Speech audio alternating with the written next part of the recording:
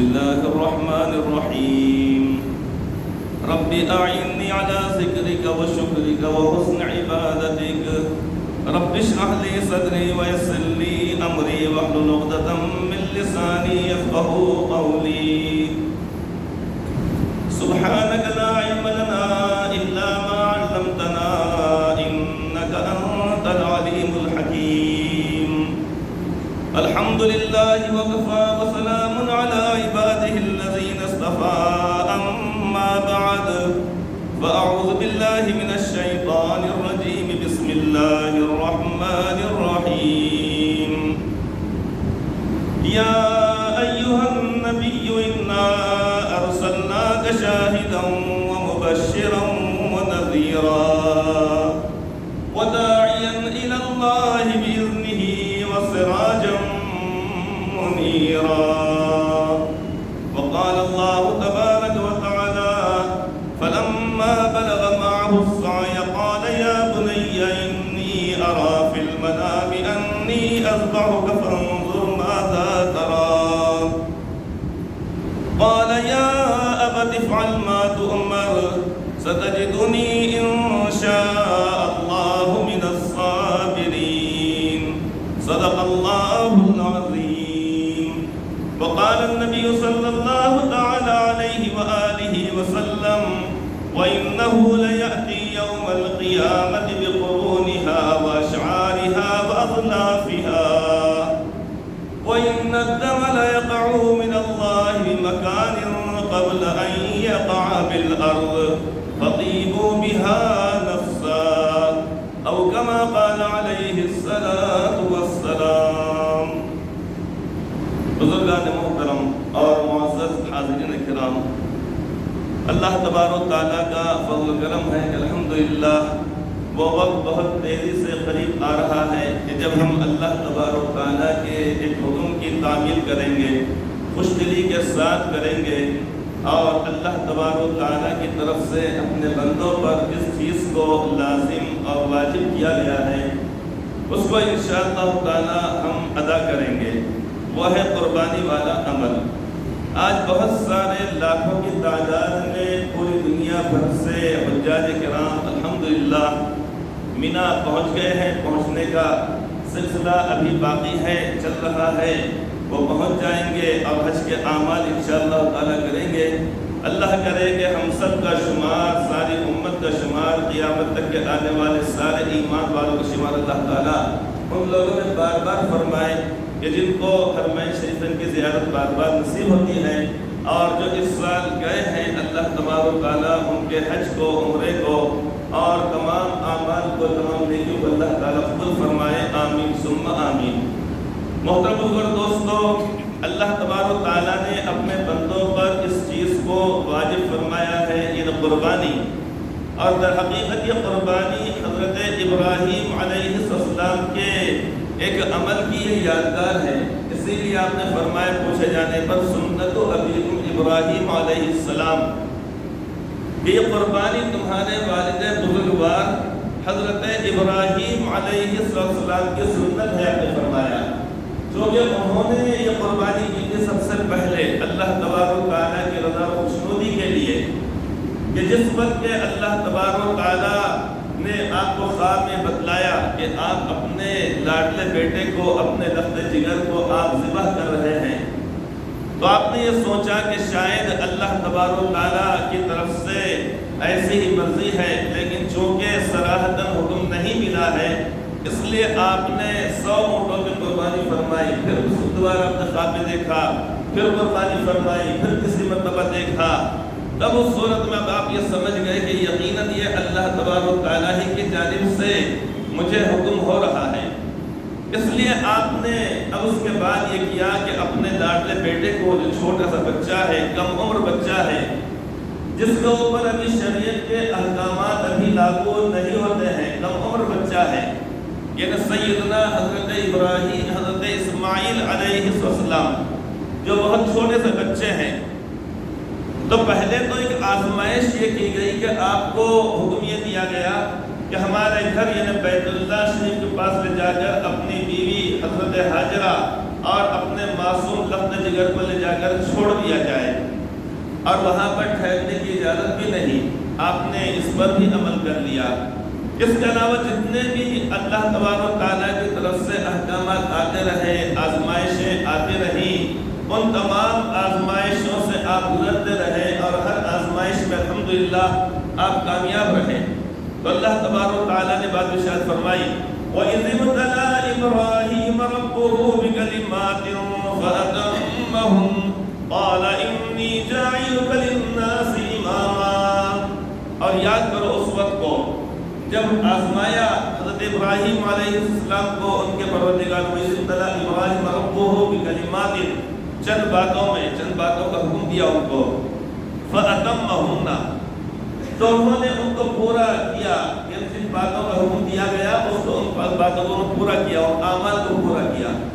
تو اللہ تعالیٰ فرمایا کہ انی جاعلک للناس اماما، کہ میں تم کو لوگوں کا پیشوا اور مقتدا اور ان کے لیے ایک نمونہ بناؤں گا۔ یہی وجہ ہے کہ آج پوری دنیا کے اندر یعنی درود ابراہیم پڑھا جاتا ہے نماز کے اندر، اس کا نام ہی ہے درود ابراہیم نام ہے۔ چاہے نماز 2 رکعت پڑھی جائے، چاہے نماز 3 رکعت مغرب اور وتر کی طرح، یا عشاء کی نماز پڑھی جائے، یا عید الفطر یا عید الاضحیٰ کی نماز پڑھی جائے، سنت موقدہ ہو، غیر موقدہ ہو، نفل ہو، تہجد، اوابین، اشراق، چاش، صلاۃ الحاجہ، صلاۃ شکرانہ، کوئی بھی نماز پڑھی جاتی ہے تو پوری دنیا کے اندر سارے کے سارے ایمان والے، چاہے مشرق کے رہنے والے ہوں، مغرب کے رہنے والے ہوں، شمال کے رہنے والے ہوں، جنوب کے رہنے والے ہوں، اس کے اندر تو یعنی یہ چیز ہو سکتی ہے کہ آمین بلند آواز سے کہنا چاہیے یا آہستہ کہنا چاہیے، دونوں چیزیں اپنی جگہ پر صحیح ہیں۔ ہاتھ ناف کے نیچے باندھنا چاہیے، سینے پر باندھنا چاہیے، دونوں چیزیں اپنی جگہ پر صحیح ہیں۔ رفع یدین کرنا چاہیے اور نہیں کرنا چاہیے، دونوں باتیں احادیث پاک سے ثابت ہیں، چونکہ اللہ تبارک و تعالیٰ کو اپنے لاڈلے نبی اس قسم کے سارے طریقوں کو قیامت تک زندہ رکھنا ہے۔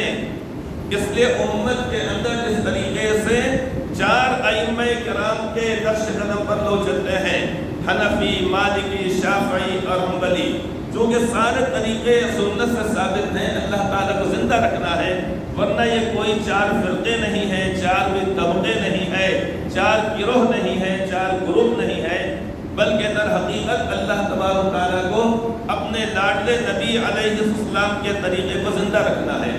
اس لیے کوئی حنفی مسلک پر عمل کر رہے ہیں، کوئی شافعی مسلک پر، کوئی ہاتھ ناف کے نیچے باندھ رہے ہیں، کوئی اپنے سینے پر باندھ رہے ہیں، کوئی آہستہ آمین کہہ رہے ہیں تو حدیث پاک پر عمل، کوئی بلند آواز سے آمین کہہ رہے ہیں تو بھی حدیث پاک پر عمل ہو رہا ہے۔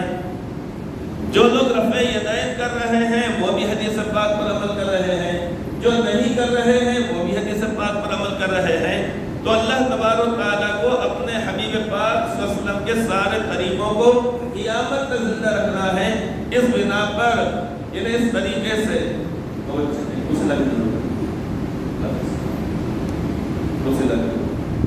کنارے پر 2-4 سے ردیہ کرنا تاکہ جو حضرات مجبوری ہیں ان کی 2 بیٹھ سکیں۔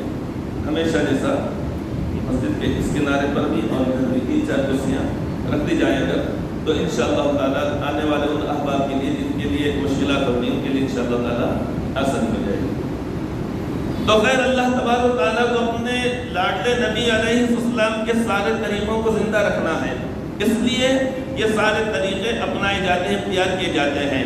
اب رہ گئی بات جتنی بھی نمازیں پڑھی جاتی ہیں ان تمام نمازوں میں پوری دنیا کے اندر لوگ درود پاک پڑھتے ہیں، وہ درود ابراہیم ہے جس کے اندر نام لے جاتا ہے بار بار، اللہم صلی علی محمد وعلی آل محمد کما صلیت علی ابراہیم وعلی آل ابراہیم انک حمید مجید، 2 مرتبہ ہو گیا۔ پھر اللہم بارک علی محمد وعلی آل محمد کما بارکت علی ابراہیم وعلی آل ابراہیم انک حمید مجید۔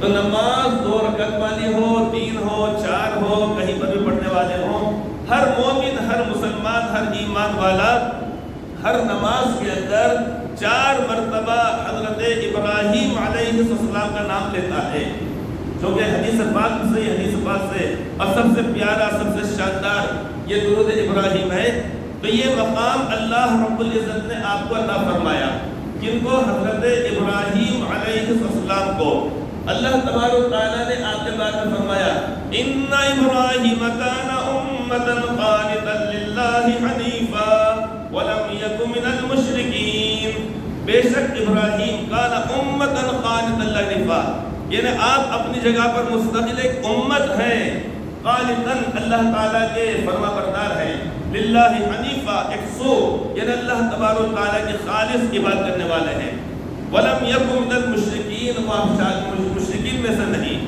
آگے اللہ تعالیٰ فرماتے ہیں شاکرا لانعمہ، حضرت ابراہیم علیہ السلام اپنے پروردگار کی نعمتوں پر شکر ادا کرنے والے ہیں، شاکرا لانعمہ اجتباہ وہداہ الی صراط مستقیم، اللہ تعالیٰ نے اپنے بندوں میں سے ان کو چن لیا، وہداہ اور سیدھے راہ دکھلائی، الی صراط مستقیم، اللہ تعالیٰ فرماتے ہیں سیدھے راہ ہم نے ان کو دکھلائی ہے۔ تو یہ اللہ تبارک و تعالیٰ کے لاڈلے نبی ہیں اور ابو الانبیاء انہیں کہا جاتا ہے، اور ان کی نسل کے اندر 1000 سے زیادہ نبی دنیا کے اندر آئے ہیں، اس لیے ان کو ابو الانبیاء بھی کہا جاتا ہے۔ ہر آزمائش سے گزرے، آگ میں ڈالا جانے لگا تو اس موقع پر بھی آپ تیار ہو گئے، جبکہ فرشتے نے پیشکش کی تھی اگر آپ حکم کر دیں تو میں اس ساری آگ کو بجھا دوں، لیکن آپ نے بالکل نہیں فرمایا، ڈالنے دیا گیا۔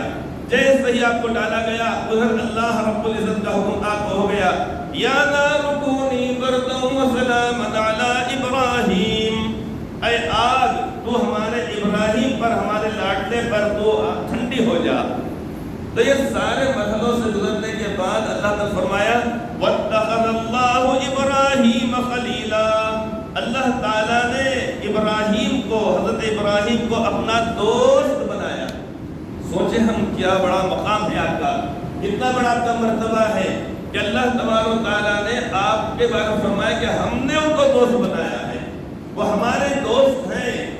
شب معراج میں اللہ کے نبی علیہ السلام نے دیکھا کہ 7ویں آسمان پر بیت المعمور پر آپ، بیت المعمور سے یعنی جو 7ویں آسمان پر فرشتوں کا جو قبلہ ہے بیت اللہ شریف ہے، اس سے آپ ٹیک لگا کر بیٹھے ہوئے ہیں۔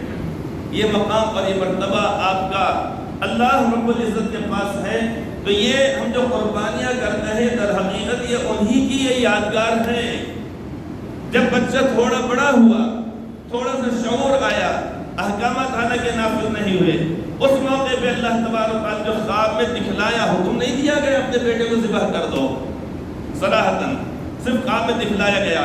تو آپ نے اپنے بچے سے پوچھا فَلَمَّا بَلَغَ مَعَهُ السَّعْيَ قَالَ يَا بُنَيَّ إِنِّي أَرَىٰ فِي الْمَنَامِ، بچہ جب چلنے لگا باپ کے ساتھ، ہلکا ہلکا سا چھوٹا سا بچہ ہوتا 8-9 سال کا، باپ کی انگلی پکڑ کے چلتا ہے، کتنی معصومیت اس کے اندر ہوتی ہے، اس کی بولتی باتیں، اس کا معصومیت کتنا اچھا لگنے لگتا ہے۔ لیکن اس موقع پر دکھلایا گیا، کیا دکھلایا گیا کہ آپ اپنے بیٹے کو ذبح کر رہے ہیں۔ آپ نے 3 دن تک قربانیاں کرتے رہے اونٹ کی، لیکن بار بار جب وہ خواب پڑ رہا ہے تو آپ سمجھ گئے کہ میرا اللہ مجھ سے کیا چاہ رہا ہے کہ سارے مرحلوں سے تو میں گزرا، لیکن اللہ تعالیٰ چاہتے ہیں کہ میرا محبوب، میرا دوست، میرا لاڈلا اپنے بیٹے کو بھی قربان کر دے۔ لہذا آپ نے سب سے پہلے فرمایا یا بنی انی اری فی المنام، اے میرے لاڈلے بیٹے، اے میرے پیارے بیٹے، میں نے خواب میں دیکھا ہے کہ میں تم کو ذبح کر رہا ہوں۔ یا بنی انی اری فی المنام انی اذبحک فانظر ماذا تری، بتاؤ تمہاری کیا رائے ہے۔ مطلب یہ نہیں کہ تم اگر کہتے نہیں کرو تو میں ذبح نہیں کروں گا، چاہ رہے تھے کہ ان کو بھی ثواب میں شریک کر لیں۔ بیٹا بھی کن کا تھا؟ وہ ابو الانبیاء کا تھا بیٹا، اللہ کے دوست کا بیٹا تھا۔ فوراً انہوں نے کہا یا ابت افعل ما تؤمر ستجدنی انشاءاللہ من الصابرین، کہ میرے پیارے ابا جان، اللہ تعالیٰ کو جو حکم فرمایا آپ وہ کر گزریے، انشاءاللہ تعالیٰ آپ مجھے ضرور صبر کرنے والوں میں سے پائیں گے۔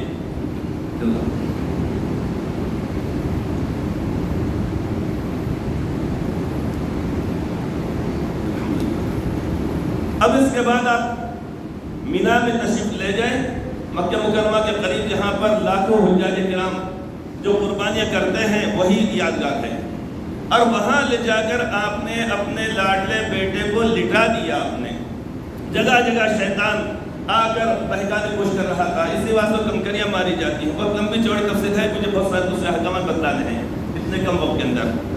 تو وہاں جا کر آپ نے بچے کو لٹا دیا اور اس کے بعد پوری طاقت اور قوت سے چھری چلا رہے ہیں. لیکن چھری ہے کہ چلنے کا نام نہیں لیتی ہے.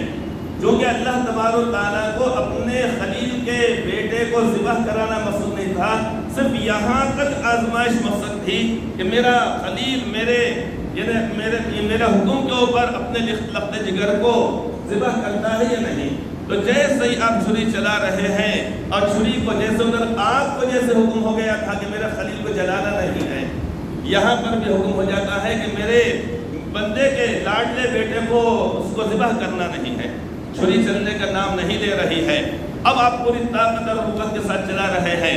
اب ہوتا یہ ہے کہ آسمان سے حضرت جبرائیل علیہ السلام ایک میڈھا لے کر آتے ہیں اور وہاں سے آپ بلند آواز سے کہتے ہیں اللہ اکبر اللہ اکبر. 2 مرتبہ آپ نے کہا اللہ اکبر اللہ اکبر. اب جیسے ہی آپ ذبح کر رہے ہیں نیچے بیٹھ کر آواز کو سنا, آپ نے دیکھا کہ حضرت جبرائیل علیہ السلام یہ اس طریقے سے آواز دے رہے ہیں, اللہ تعالیٰ کی کبریائی بیان کر رہے ہیں. آپ نے فوری کہا لا الہ الا اللہ واللہ اکبر. تو حضرت جبرائیل علیہ السلام کی زبان سے نکلے کلمات اللہ اکبر اللہ اکبر. حضرت ابراہیم علیہ السلام نے فرمایا لا الہ الا اللہ واللہ اکبر. ان دونوں کلمات کو سننے کے بعد حضرت اسماعیل علیہ السلام نے کہا اللہ اکبر وللہ الحمد. یہی ہے تکبیر تشریق جسے ہم کو پڑھنا ہے اتوار کے دن فجر کی نماز کے بعد سے لے کر جمعرات کی عصر تک. اتوار, پیر, منگل, بدھ اور جمعرات, یہ 5 نمازوں میں جملہ 23 نمازیں ہوتی فرض. اور عید کی نماز کے بعد ہر فرض نماز کے بعد ایک مرتبہ بلند آواز سے اس تکبیر کو مرد حضرات اور خواتین سب کے لیے پڑھنا واجب ہے. خواتین اپنے گھروں میں آہستہ پڑھیں گے, مرد حضرات بلند آواز سے پڑھنا ہے اور ایک مرتبہ پڑھنا ہے.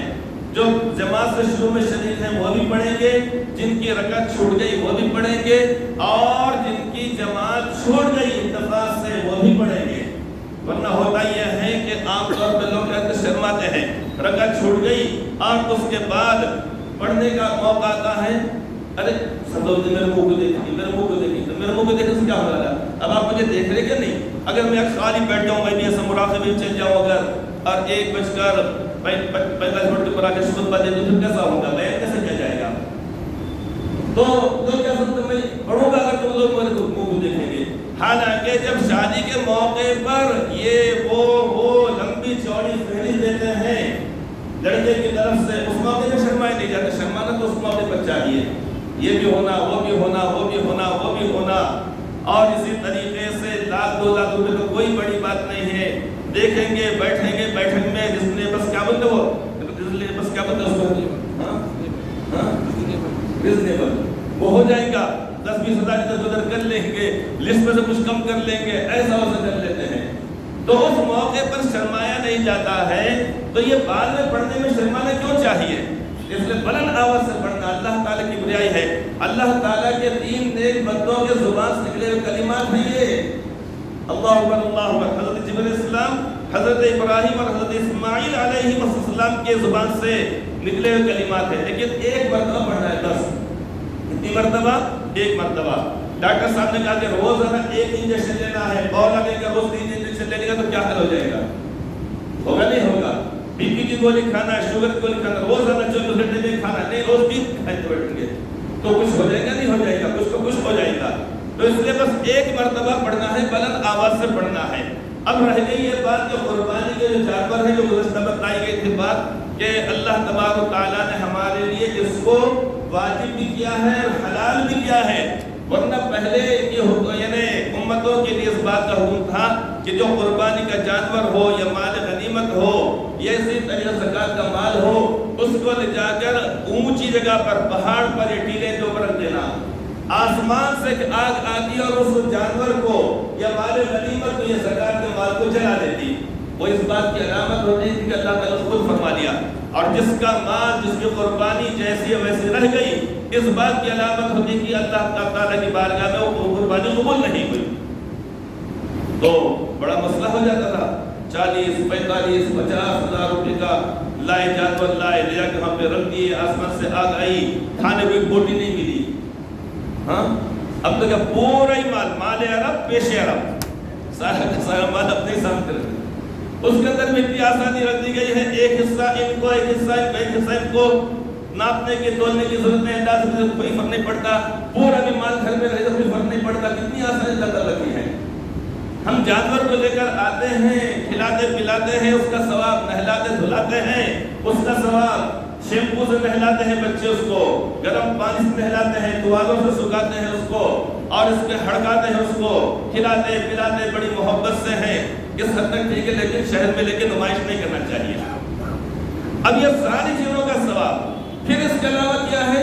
حدیث پاک کے اندر یہ بات فرمائی گئی ہے، آپ فرماتے ہیں وَإِنَّهُ لَيَأْتِي يَوْمَ الْقِيَامَةِ بِقُرُونِهَا وَأَشْعَارِهَا وَأَظْلَافِهَا، کہ قیامت کے روز قربانی کا یہ جانور میدان حشر میں وہاں پر آئے گا۔ کہاں پر آئے گا؟ جتنے ہم نے قربانی کی زندگی میں، اب وہ آئے گا۔ وَإِنَّهُ لَيَأْتِي يَوْمَ الْقِيَامَةِ بِقُرُونِهَا، اپنے سینگوں کے ساتھ۔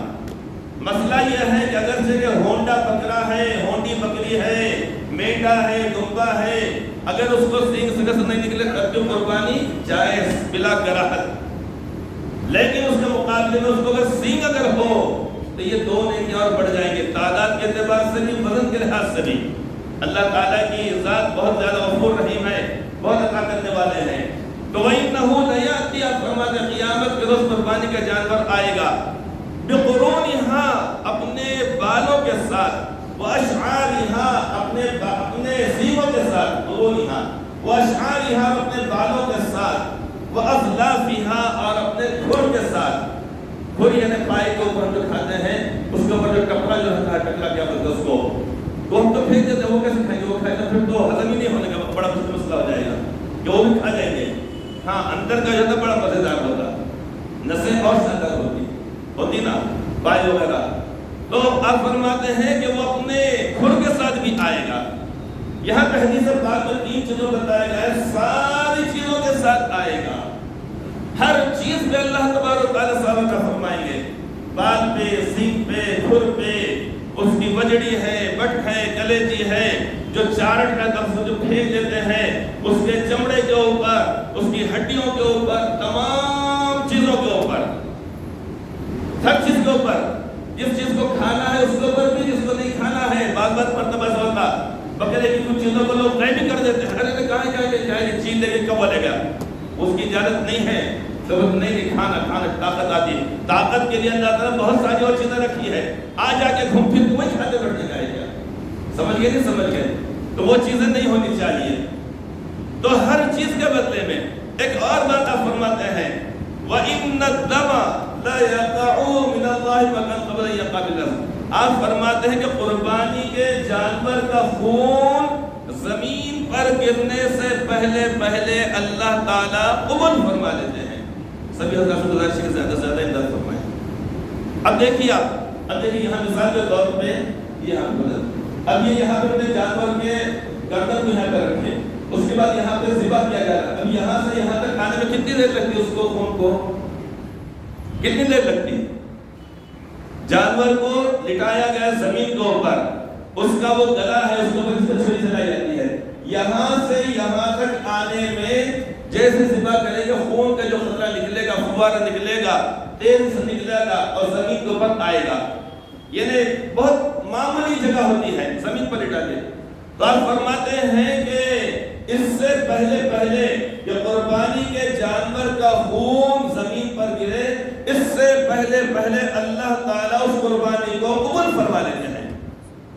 وَإِنَّ الدَّمَ لَا يَقَعُ مِنَ اللَّهِ مَكَانٍ قَبْلَ أَن يَقَعَ بِالْأَرْضِ، قربانی کے جانور کا خون زمین پر گرنے سے پہلے اللہ تعالیٰ اس قربانی کو قبول فرماتے ہیں۔ آپ آگے کیا فرماتے ہیں؟ فَطِيبُوا بِهَا نَفْسًا، اے ایمان والو، اے لوگو، قربانی خوش دلی سے کرو، روتے دھوتے ناراض ہوتے ہوئے نہیں، بلکہ کیا کرنا چاہیے؟ خوش دلی کے ساتھ انہیں ذی الحجہ کا مہینہ آنے سے پہلے ذی القعدہ سے ہمارے دل میں جذبات ہونا چاہیے، ماشاءاللہ قربانی کا موقع آ رہا میں انشاءاللہ قربانی کروں گا، یہ جذبات ہمارے اندر ہونا چاہیے۔ یہ نہیں پوچھنا چاہیے ہمارے پاس یہ اتنا وہ اتنا ہمارے اوپر قربانی واجب ہے کہ نہیں ہے۔ کبھی کوئی آگے نہیں پوچھتا میرے اوپر اتنا قرضہ ہے اور میرے پاس سونا نہیں چاندی نہیں، میں کپڑے بناؤں کہ نہ بناؤں عید کو، میں نفسیات خریدوں کہ نہ، کوئی اللہ کا بندہ نہیں پوچھتا کبھی کوئی آگے کسی سے کچھ نہیں پتا۔ اچھا کپڑا، اچھے موسیات، شاندار قسم کا، پاکٹ کا نہیں بلکہ بھینس کا نکلا ہوا دودھ اچھا شاندار، اب اس کا شرخورما بناتے ہیں، ساری چیزیں لاتے ہیں، تو ایک حصہ جو 2500 روپے میں آئے گا بڑی مشکل سے، اس کی وجہ سے ہمارے ایک واجب ادا ہو جاتا ہے۔ لہٰذا ہم نے قربانی کے تعلق سے بخیلی نہیں کرنا چاہیے، خود دلی سے۔ زبان پر خالی ذکر الگ چیز ہے، بھائی اس سال گزشتہ کی بنسبت جانور مہنگے ہیں، کوئی بات نہیں، ذکر کرنے میں کوئی گناہ نہیں، لیکن یہ اس طریقے رونا دھونا نہیں، بھائی کیا کرنا بہت مہنگے ہو گئے، تو کیا ضرورت پڑی پورا ہیلی کاپٹر ذبح کرنے کی؟ آپ کو ہیلی کاپٹر کیا ذبح کریں آپ؟ ایک حصہ پوری دنیا کے اندر کہیں پر بھی آپ معلوم کر لیجیے سب سے سستا کہاں پر ہو رہا ہے، وہاں پیسے بھجوا دیجیے جہاں پر آپ کو اعتماد ہے، ایک واجب ادا ہو جاتا ہے۔ دوسری بات یہ ہے کہ اللہ نے اس کے اندر اتنی آسانی رکھی ہے، ایک ہے قربانی صاحب نصاب لوگوں پر واجب، اس سے ہٹ کر یہ ہے کہ ہم خوش دلی کے ساتھ کریں نفل قربانی۔ ایک جانور ہے مثال کے طور پہ اس میں 3-4 لوگ واجب قربانی ادا کر رہے ہیں، ایک شخص کے اندر عقیقہ کا حصہ لے رہا ہے، وہ بھی قبول ہو جاتا ہے۔ کوئی شخص جس کے اوپر قربانی واجب نہیں نفل قربانی کر رہا ہے وہ بھی ادا ہو جاتا ہے۔ 100 لوگ مل کر پیسے جمع کر کے ایک نفل قربانی کا حصہ لے سکتے ہیں، سب نے 10 روپئے جمع کی مثال کے طور پہ، یا 100 روپئے جمع کی، 2500 روپئے جمع ہو گئے 25 لوگوں نے، سب نے مل کر ایک حصہ، اور ایک آدمی نے پوری بستی لوگوں کی طرف سے اگر قربانی کر دیا اگر نفل قربانی، وہ بھی اللہ تعالیٰ خود فرما دیتے ہیں۔ تو جن کے اوپر واجب ہے تو ادا کرنا چاہیے۔ آج کل گمراہ کن تحریریں موبائل کے اوپر بھی چل رہی ہے، جہاں کوئی کچھ موقع آتا بیوقوف قسم کے لوگ احمق ظالم قسم کچھ بھی بہانہ شروع کر دیتے ہیں، بڑھا دیتے ہیں کہ نفل قربانی نہیں ہوتی، مرحومین کی طرف سے نہیں ہوتی، اسی لیے تو کہا گیا مر گئے مردود فاتحہ نہ درود، مر گئے مردود فاتحہ نہ درود۔ تو اللہ تعالیٰ نے موقع رکھا ہے کہ اپنے مرحوم کی طرف سے، ماں باپ ہیں، بھائی بہن ہیں، بزرگان دین ہیں، اولیاء اللہ ہے، یا اسی طریقے سے پوری امت کی جانب سے ایک نفل قربانی کر دینا چاہیے۔ قربانی کا مطلب ہے کہ ایک حصہ، یہ ایک چھوٹے جانور، اس کا حکم دیا گیا ہے۔ اسی کے ساتھ ساتھ یہ ہے کہ قربانی کے جانور کا جو گوشت ہے، اعلیٰ درجے کی بات یہ ہے کہ ہم ایک حصہ اس میں سے اپنے بیوی بچوں کے لیے، اہل و عیال کے لیے رکھیں، اور ایک حصہ اپنے دوست احباب کے لیے، لیکن دوست احباب کے لیے بھی نہیں کہ چوپال میں ہم رہ رہے ہیں اور وہاں پر کوئی کروڑ ناکے پر ہے، اب وہاں پر جا کے گوشت دے رہے ہیں۔ خواہ مخواہ آج کے دور میں ایسے کام نہیں کرنا چاہیے، اپنا اپنا محلے کے اندر تقسیم کر دیجیے، بس کافی ہے وہیں پر۔ اس لیے کہ مسائل کھڑے ہو سکتے ہیں، اشرار یہ شرارتیں کر سکتے ہیں، ہمارے لیے مشکلات پیدا ہو سکتی ہیں۔ اب وہاں سے کوئی آ رہا ہے 1.5 پاؤ گوشت دینے کو اپنے دوست کو دینے، کیا ضرورت پڑی ہے؟ ضرورت کیا پڑی ہے؟ اس لیے کیا کرنا چاہیے، جہاں کا وہاں آج کے حالات ایسے ہیں، لہٰذا ہر کالونی کے اندر، ہر بستی کے اندر، ہر جگہ محلے کے اندر لوگوں نے وہاں پر وہ کر لینا، آلائش کو، اس کی گندگی کو روڈ کے اوپر نہیں ڈالنا چاہیے۔ بلدیہ کا ٹریکٹر وغیرہ جو آتا اس کو بڑے بڑے کیریبے کے اندر رکھ کے اس کے بعد کر دینا چاہیے۔ اسی طریقے اس کی ہڈیاں ہیں، اس کا اور ڈھانچہ وغیرہ ہے، پڑا ہوا ہے راستے کے اوپر، کتے یا بلیاں کھینچ رہے ہیں، چلتے چلتے ہمارے وطنی بھائی ہیں ان کے محلوں کے، ان کے گھر کے سامنے کر گئے، یقیناً دل آزادی کی بات ہوگی، اچھی بات نہیں ہے۔ اس کی وجہ سے سنجیدہ ماحول اور اچھی فضا خراب ہو سکتی ہے، سمجھیں آپ حضرات۔ تو اس وجہ سے ان چیزوں سے احتیاط برتنا چاہیے۔ قربانی ہے، واجب ہے، ادا کرنا ہے، ٹھیک ہے ادا کریں گے، لیکن ادا کرنے کا مطلب یہ بھی نہیں ہو گیا کہ ہم اپنے وطنی بھائیوں کو تکلیف پہنچائیں یا ان کے لیے باعث سے تکلیف بنے، یہ نہیں ہونا چاہیے۔ تو یہ قربانی کرنا ہے اور ضرور کرنا ہے، اس بات کو ذہن کے اندر رکھیں۔ اور تیسری بات یہ ہے کہ تیسرا جو حصہ ہے وہ یعنی فقراء کے لیے، غرباء کے لیے، ضرورت مندوں کے لیے۔ اللہ تعالیٰ فرماتے ہیں وَفِي أَمْوَالِهِمْ حَقٌّ لِلسَّائِلِ وَالْمَحْرُومِ، ایمان والوں کے مال میں حق ہے مانگنے کا والے کا بھی، اور جو محروم ہے، جو اپنی غیرت اور خودداری کے ہمارے دروازے پر نہیں آتا ہے، لہذا اس کو بھی دینا چاہیے۔ تو اپنے اہل و عیال اور اپنے دوست احباب اور غرباء حضرات جو ہیں ان کے اندر اگر غیر مسلم بھائی بھی اگر آ جائیں اگر مانگنے میں سائل کے، تو ان کو انکار نہیں کرنا چاہیے، دینا چاہیے۔ اسلام کی تعلیمات یہ ہے کہ جو کچھ ہمارے پاس مال ہے اس میں ہمارا حصہ ماں باپ کا، بھائی بہن کا، رشتہ داروں کا، دوست احباب کا، اور سارے لوگوں کو اپنی حیثیت اور اپنی گنجائش کے مطابق دینا چاہیے۔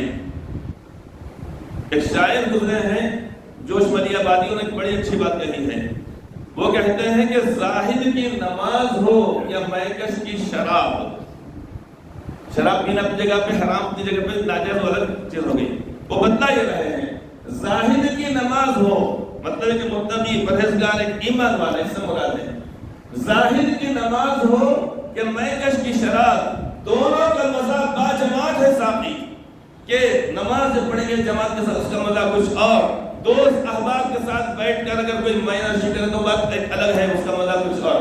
مطلب یہ اس بات سے سمجھانا یہاں پر مقصود یہ ہے کہ اجتماعیت کا حکم دیا گیا ہے، ایسا نہیں کہ بس کما رہے اور اپنا خود کھا جا رہے ہیں، نہیں، بلکہ ہم کو اللہ رب العزت نے 1 روپیہ دیا، 100 روپیہ 1000 روپیہ دیے، اس میں سے اپنا بھی حق ہے، ماں باپ کا بھی ہے، بھائی بہن کا بھی ہے اور عوام کا بھی ہے، لہذا اپنی گنجائش کے مطابق ان کو بھی دینا چاہیے۔ تو حکم یہ دیا گیا ہے قربانی کو خوددلی کے ساتھ کرو۔ اللہ کے نبی صلی اللہ علیہ وسلم ہر سال قربانی فرماتے تھے۔ اقام رسول اللہ صلی اللہ علیہ وسلم بالبدن 10 سنین یضحی، حدیث پاک میں آتا ہے کہ اللہ کے نبی صلی اللہ علیہ وسلم ہر سال قربانی فرمایا کرتے تھے، ہر سال ایک مرتبہ آپ نے قربانی فرمائی، ذبح النبی صلی اللہ علیہ وسلم یوم الذبح کبشین اقرنین املحین موجوعین، کہ آپ نے جو قربانی فرمائی 2 مینڈوں کی ایک سال آپ نے، تو کیسے تھے؟ سیاہ سفید رنگ کے، سینگوں والے اور خصی کیے ہوئے۔ خصی کیا ہوا جانور یہ دوسروں کے مقابلے میں اور زیادہ اچھا ہوتا ہے، اور املحین موجوعین فرمایا گیا ہے۔ جب آپ نے ذبح فرمایا تب آپ نے دعا فرمائی اللہ تعالیٰ سے، یا اللہ یہ اس میں سے ایک میری طرف سے اور ایک میری امت کی جانب سے ہے، ایک میری طرف سے اور ایک میری امت کی طرف سے ہے۔ تو جب ہم کو اللہ تبارک و تعالیٰ کا فرمایا ہے تو اللہ کے نبی علیہ السلام کی طرف سے بھی قربانی کرنا چاہیے، ان کی طرف سے بھی کرنا چاہیے۔ حضرت علی کرم اللہ تعالیٰ وجہ کسی نے دیکھا کہ 2 جانوروں کی قربانی کر رہے ہیں، تو پوچھا گیا کیوں کر رہے ہیں؟ ایک تو قربانی ایک واجب ہے۔ انہوں نے کہا کہ مجھے اللہ کے نبی نے وصیت فرمائی تھی کہ میں آپ کی جانب سے ہر سال قربانی کیا کروں۔ تو یہ ایک بہترین چیز ہوتی ہے اپنے مرحومین کو ثواب پہنچانے کے لیے، ان کو ثواب پہنچانے کے لیے۔ تو اپنے والدین، یہ صرف طریق ہمارے بڑے بزرگ یہ جو بھی ہو، یہ بہتر بات ہے کہ ایک حصہ ہم ساری امت کی طرف سے قربانی کر دیں۔ اس کے اندر بھی یہی آسانی رکھی گئی ہے کہ سارا گوشت گھر میں رکھو، تقسیم کرو، کھاؤ کھلاؤ، کوئی ایسی بات نہیں ہے۔ اور قربانی کے جانور کے گوشت کو شوق اور رغبت سے کھانے کا حکم دیا گیا ہے۔ شیخ الاسلام مولانا سید حسین صاحب مدنی رحمۃ اللہ علیہ ان کے گھرانے کے بارے میں بات کرتی ہے، اور آج بھی ان کے پاس یہ عمل ہے کہ قربانی کے دنوں سے 4-5 دن پہلے گوشت کھانا ترک کر دیا کرتے۔ کیوں کرتے؟ تاکہ اللہ تعالیٰ کے ضیافت میں ہم ہیں، لہذا رغبت سے ہم کھائیں اس بنا پر۔ اور اس موقع پر جب قربانی کی جاتی ہے گوشت کو الگ الگ انداز سے کھاتے بھی اور کھلاتے بھی۔ ایک مرتبہ آپ نے صحابہ کرام سے فرمایا کہ 3 دن کے بعد کسی کے گھر میں گوشت رکھا ہوا نہیں ملنا چاہیے، 3 دن تک کتنا کھانا ہے کھا لو، ہو گیا، جتنا کھا، اس زمانے فریج تو تھے نہیں، کتنا کھائیں گے، کتنے برتن ہیں، اور باقی سارا گوشت صحابہ کرام نے تقسیم کر دیا۔ جب دوسرا سال جب آیا تو اس موقع پر صحابہ کرام نے عرض کیا یا رسول اللہ کیا اس سال بھی ہم ویسا ہی کریں جیسا کہ گزشتہ کیا تھا؟ آپ نے فرمایا نہیں، گزشتہ سال لوگوں کو پریشانی تھی، اس لیے میں نے چاہا تھا کہ تم گوشت نظر کی مدد کرو۔ اس کے بعد آپ نے فرمایا کلو واطعموا وادخروا واعتجروا، 4 چیزیں آپ نے فرمایا، کھاؤ اور کھلاؤ، کلو کھاؤ، واطعموا کھلاؤ، آنے والے مہمانوں کو کھلاؤ اچھا بنا کے، خالی اگر ابال کے کھلائیں کوئی بھی نہیں کھانا، اس کو الگ الگ تندور کے انداز سے کھلانا چاہیے، مزیدار بنا کے، کلو واطعموا وادخروا، آپ نے فرمایا اس کا ذخیرہ بھی بناؤ، آپ نے فرمایا واعتجروا، اور ثواب بھی کماؤ، 4 چیزیں آپ نے فرمائی اس کے اندر۔ تو معلوم ہے کہ کباب بھی بنا کے رکھنا ہے آپ کو، بعد میں کھانا ہے، نکالنا ہے، مزے سے کھانا ہے، ساری چیزوں کی اجازت اور چھوٹ دی گئی ہے، لہذا اس سے فائدہ اٹھانا چاہیے۔ تو قربانی کیسے کریں گے؟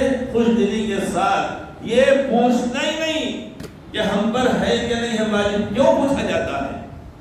پوچھا جاتا ہے کیا ہم پر BS صابن سے نہانا واجب ہے کہ نہیں ہے؟ گھر میں BS صابن لانا کہ نہیں لانا، ڈو صابن لانا کہ نہیں لانا، اور موتی لانا کہ نہیں لانا، پوچھتا کبھی کوئی؟ ارے بھائی یہ صابن اچھے لاؤ، یہ صابن اچھے لاؤ، یہ کپڑا اچھا لاؤ، یہ لفظیات اچھے لے کر آؤ، وہ ٹیلر کے پاس سے لاؤ، 600 روپئے 500 روپئے ایک جوڑے کی سلائی ہم دے رہے ہیں۔ اب سال بھر کے اندر اتنے جوڑے سلائی، کتنے ہو جاتے سلائی؟ ایک زمانہ وہ تھا، ایک وقت ہوتا، سبھی لوگ، میں بھی کہا کرتا تھا کہ روزانہ 1 روپیہ اگر جمع کریں گے تو سال بھر میں 360 روپے جمع ہو جاتے ہیں، 300 روپے حصہ آتا تھا، اور 60 روپے میں سے کچھ لوگ صدقہ فطر اور کچھ پیسوں میں اور باقی پیسے بچ جاتے تھے۔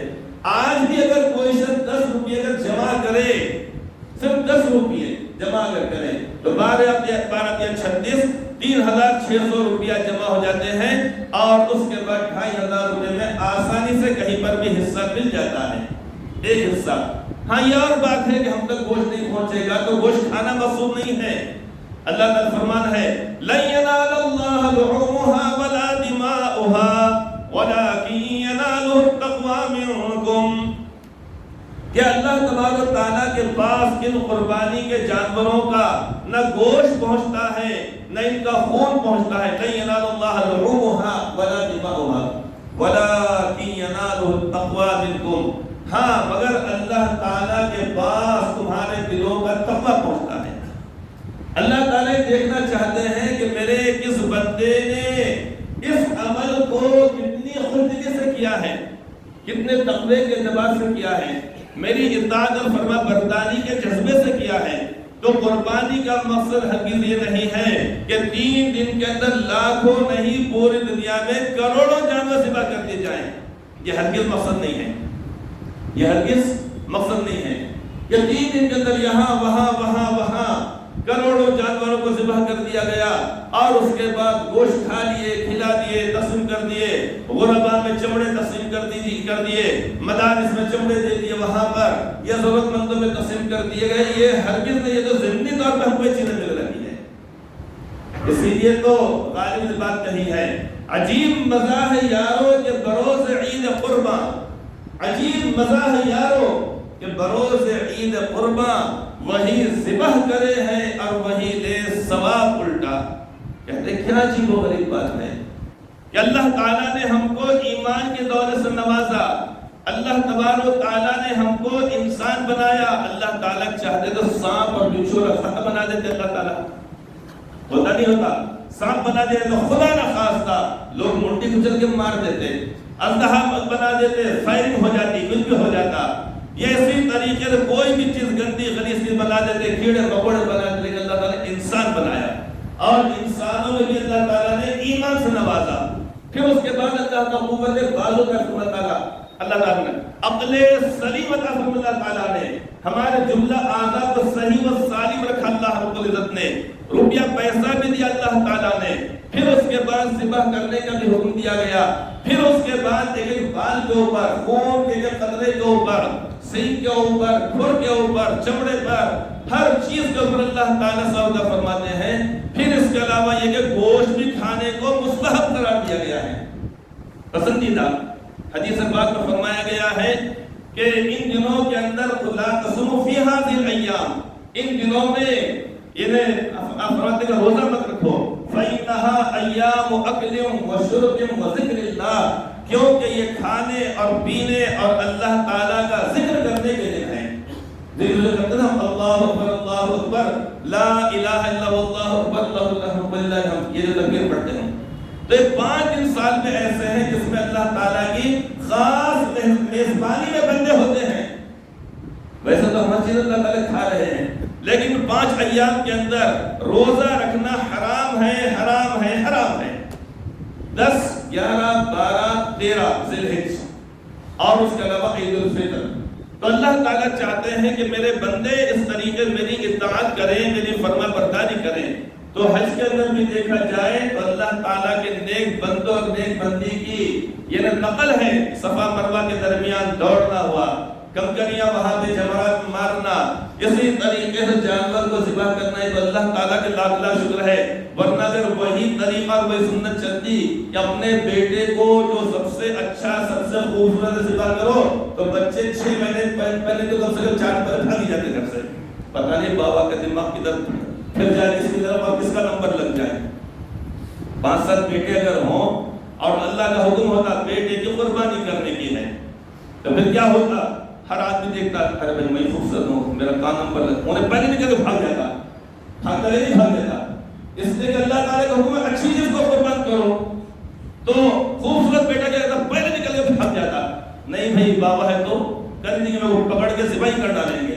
لہذا انہیں کیا کہتا 4-5 دن کے بعد آتا، کہاں گیا تھا؟ تو گیا تھا، آپ کا میں ڈر لگ رہا تھا، ماں پہلے بولتی ارے بیٹے چل جاتا، نانی پسند نانی پسند وہاں چل جا، اس کو چھپا کے رکھ دیتے، اس کو باپ آتا ڈھونڈنے میں آتا، اس کو کہاں گیا میرا بیٹا، کہاں گیا میرا بیٹا؟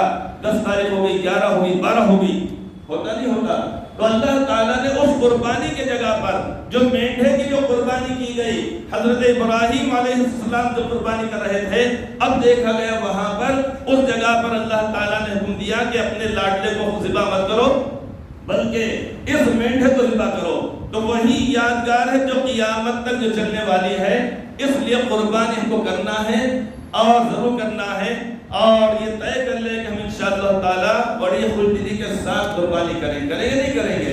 ہاں، یہ سوچنا نہیں کہ قربانی کے جانور مہنگے ہیں، سستے ہیں، فلاں ہیں، یوں ہیں، وہ ہون دیجیے، ذکر کرنے میں کوئی بری بات نہیں ہے کہ سال گزشتہ اتنے میں تھے، اس سال اتنے میں، کوئی بری بات نہیں ہے، لیکن ان باتوں کا اثر ہمارے عمل کے اوپر نہیں پڑنا چاہیے۔ تو اپنی جانب سے کرنا، اپنے بیوی بچوں کی طرف سے کرنا چاہیے، اپنے مرحومین والدین کی طرف سے کرنا چاہیے، اور اللہ تعالیٰ گنجائش دیا ہے، حیثیت دی ہے، حیثیت گنجائش ماشاءاللہ سبھی کی ہے، کس کی نہیں ہے؟ سب کی ہے آج کے زمانے میں۔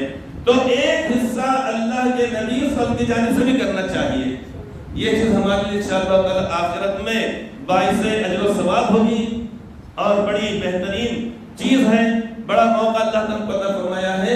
لہذا قربانی کو ہم کریں، عید کی نماز بھی ہم عیدگاہ میں ادا کرنے کو کرنا چاہیے۔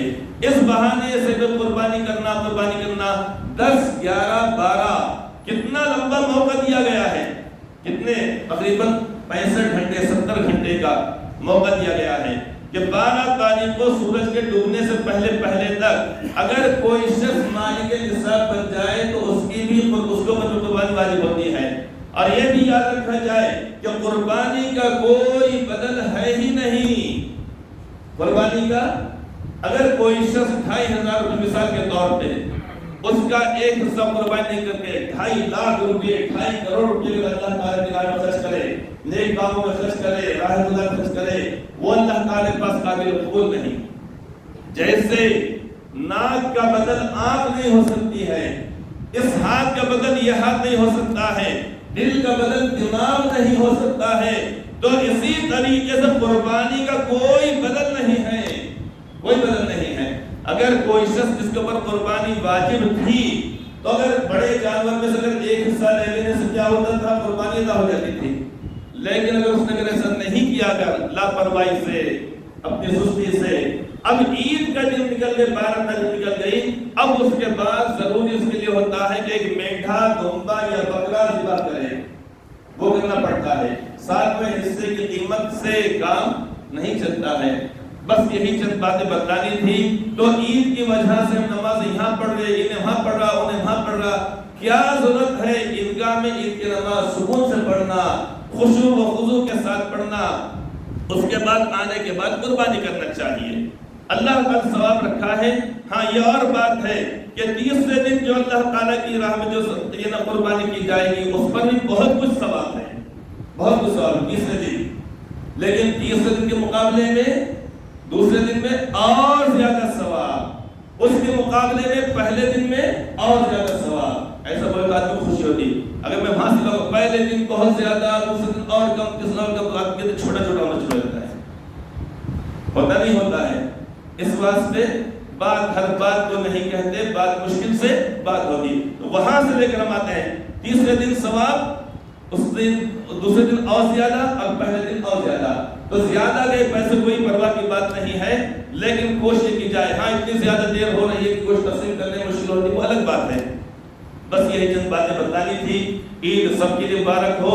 حدیث پاک میں فرمایا گیا ان لکل قوم عیدا وہذا عیدنا، ہر قوم کی ایک عید ہوا کرتی ہے، ہماری عید ہے، لہذا عالم اسلام کو عید کی مبارکباد دی جاتی ہے۔ اللہ تعالی ہم سب کو زندگیوں میں ایسی عیدیں اور ایسی راتیں اور ایسے مبارک ایام۔ ایک اور بات ہے، ایک منٹ کے اندر عرفے کا روزہ اگر ہم یہ نہیں رکھ سکے اگر تو کم از کم اس کو رکھ لینا چاہیے۔ کل رات میں سحری کی جائے، 4:15 بجے تک سحری کر لینا چاہیے۔ کل کا مطلب اتوار کے دن کا روزہ ہے، عرفے کا روزہ۔ حدیث پاک میں فرمایا گیا ہے مجھے اللہ تعالیٰ کی ذات عالی سے امید ہے کہ اس کی وجہ سے گزشتہ 1 سال کی گناہ اور آئندہ 1 سال گناہ معاف ہو جائیں گے۔ صیام یوم عرفہ انی احتسب اللہ، مجھے اللہ تعالیٰ کی ذات عالی سے امید ہے کہ عرفے کے روزے کی بدولت گزشتہ 1 سال کے گناہ اور اگلے 1 سال گناہ معاف ہو جائیں گے۔ تیسری بات یہ ہے کہ 1 سال کے روزوں کا ثواب۔ تو 3 فوائد اللہ تعالیٰ کے اندر رکھے ہیں۔ تو اتوار کے دن یہ روزہ آ رہا ہے، 4:15 بجے تک ہم سحری کر لیں اور عرفے کے روزے کی نیت سے، اور افطار میں وہی دعا جو رمضان شریف میں مانگی جاتی ہے، اور تکبیرات کا خاص اہتمام کرنا چاہیے۔ اتوار کے دن فجر کی نماز سے جمعرات کے دن عصر کی نماز تک اور عید کی نماز کے بعد بھی ایک مرتبہ تکبیر کہنا ہے۔ اللہ تعالی ہم سب کے طرف سے جو قربانی کی جاتی ہیں ان سارے اعمال کو، عمرے کو، حج کو، قربانیوں کو، جملہ اعمال کو اللہ تعالی قبول فرمائے، روزوں کو قبول فرمائے، راتوں میں جاگنے کو اللہ تعالی قبول فرمائے۔ آمین ثم آمین۔